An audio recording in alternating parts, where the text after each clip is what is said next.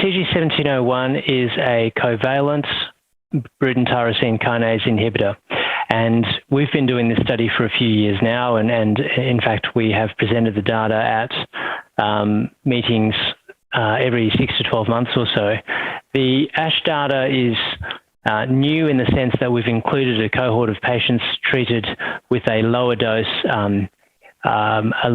regimen in a combination with Umbralisib, which is a PR3 kinase, and CK1 epsilon inhibitor, and also Umbralisib, which is an anti-CD20 monoclonal antibody.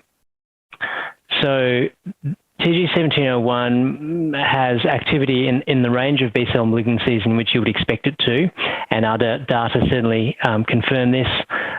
with response rates of 95 to 100% in CLL, 71% in mantle cell lymphoma, 95% in Waldenstrom macroglobulinemia.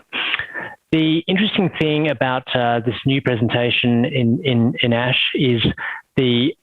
expansion of the triplet combination, where we have 100 milligrams of TG-1701, which is half the monotherapy dose,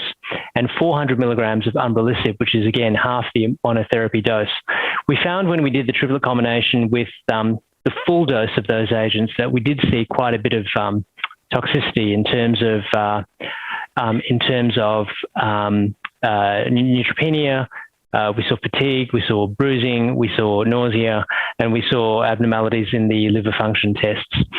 When we treated a further 33 patients at the lower dose level, so in other words, half dose of both the BTKi and the PR3 kinase inhibitor, the adverse event profile cleaned up nicely, and we saw very few of those things. The caveat here is that we only have 3 months of follow-up, so a longer period of observation is needed, but certainly looks like that may be the go-to dose for this triplet combination, particularly because efficacy was preserved with a response rate of exceeding 80%, and at this stage not appearing any different from the full dose combination.